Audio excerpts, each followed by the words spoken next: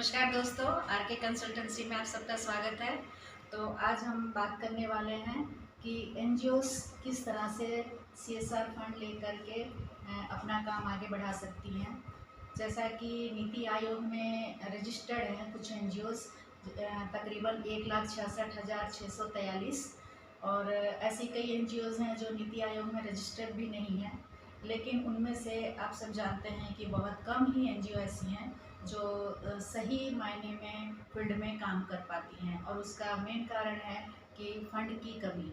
Fund ना होने की वजह से बहुत सारी एनजीओ मतलब काम नहीं कर पाती हैं और वो धरी की धरी रह जाती हैं, फिर बंद हो जाती हैं। तो आज हम सीएसआर फंड कैसे लिया जाए और उसके लिए क्या कैटेगरीज है और उसके लिए क्या डॉक्यूमेंटेशन आपके पूरे होने चाहिए, इस पे हम आज चर्चा करने वाले हैं। तो सबसे पहले जब आप एक एनजीओ बनाते हैं तो उसको नीति आयोग में रजिस्टर करना ज़रूरी होता है।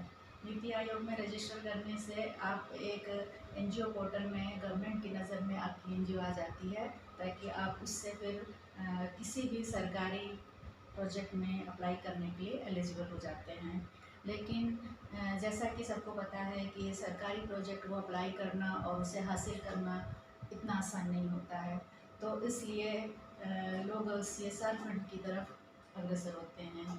तो अगर ऐसा देखा जाए तो हर स्टेट में तकरीबन 50 से 60-70 कंपनीज़ ऐसी हैं जो सीएसआर फंड प्रोवाइड कराती हैं, उससे भी ज़्यादा हैं। लेकिन सीएसआर फंड कैसे लिया जाए, कंपनियों तक कैसे पहुंचा जाए, उसके लिए किन डॉक्यूमेंट्स की ज़रूरत है, इसके ऊपर में अधिकतर लोगों को नहीं पता होता है। तो आज हम उसी पर चर्चा करने वाले हैं। तो सबसे पहले तो अगर आप एक सीएसआर फंड लेना चाहते हैं तो डॉक्यूमेंटेशन की अगर बात की जाए तो सबसे पहले आपको आपकी संस्था को नीति आयोग में रजिस्टर कराना है। उसके अलावा 12A और ATG लेना ज़रूरी है। इसके साथ साथ CSR1 में भी रजिस्टर कराना आपकी एनजीओ को बहुत ज़रूरी है। इसके अलावा आपके पास जो डॉक्यूमेंट होने चाहिए वो है एनजीओ के सर्टिफिकेट, उनके 3 साल की ऑडिट रिपोर्ट, एनुअल रिपोर्ट, जितनी भी एक्टिविटीज़ है उसका पूरी प्रोफाइल। इस तरह से आप एक अपनी पूरी प्रोफाइल तैयार कर सकते हैं और उसके बाद आप किसी भी सीएसआर प्रोवाइडिंग कंपनी से बात करके एनजीओ के लिए सीएसआर फंड ले सकते हैं। इसमें भी एक बात बहुत ज़रूरी ये होती है कि सीएसआर कंपनीज़ आपको कैसे सिलेक्ट करेगी। तो हर कंपनी अलग अलग फील्ड में काम करती है और अलग अलग तरह की एक्टिविटीज़ करवाती हैं।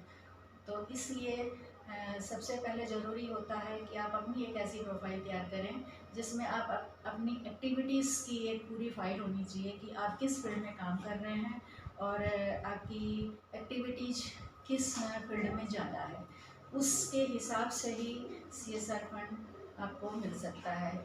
अगर ऐसे देखा जाए तो कंपनीज़ तो सीएसआर कंपनीज़ बहुत हैं जो कि देती हैं, लेकिन आपका काम कितना जेन्युइन है, आप कितने ज़मीनी लेवल पे कितना काम कर रहे हो, ये देखना ज़रूरी होता है। आपका अगर काम अच्छा है और आप अगर विश्वास के पात्र हैं इस फील्ड में, तो फिर आपको इस फील्ड में ज़रूर ही कुछ कामयाबी मिल सकती है। तो हमारी जो आर के कंसल्टेंसी ऑफिस है, इसमें आप अगर विजिट करना चाहें या आप कुछ सलाह करना लेना चाहें, किसी भी तरह की कोई मदद लेना चाहें, तो आप हमसे संपर्क कर सकते हैं। हम आपको कोई भी डॉक्यूमेंटेशन जो आपके एनजीओ में नहीं है, जो आप बनवाना चाहते हैं, चाहे वो ऑडिट रिपोर्ट हो, एनुअल रिपोर्ट हो, 12A, ATG, CSR या फिर FCRA, अगर किसी भी तरह के डॉक्यूमेंटेशन आप बनवाना चाहते हैं तो आप हमसे संपर्क कर सकते हैं। हम आपको सीएसआर कंपनी से काम दिलवाने में और डॉक्यूमेंटेशन तैयार करवाने में पूरी सहायता करेंगे। तो हमारा नंबर है 8053233513 और हमारा पता है Bahadurgarh, Galleria market, shop number 19, Haryana. तो किसी भी एनजीओ वालों को अगर किसी तरह की मदद की ज़रूरत है तो आप हमसे संपर्क करें। हम पूरी कोशिश करेंगे कि आपके डॉक्यूमेंटेशन अपडेट करवाने में हेल्प कर सकें और आपको सीएसआर फंड दिलाने में आपकी कोई सहायता कर सकें। धन्यवाद। और इसी तरह आगे विशेष जानकारी पाने के लिए हमसे जुड़े रहने के लिए आप हमारे चैनल को सब्सक्राइब करें, ताकि नेक्स्ट जानकारी जो हम आपको CSR के ऊपर देने वाले हैं वो आप तक पहुंच सके। So please subscribe the channel. Thank you.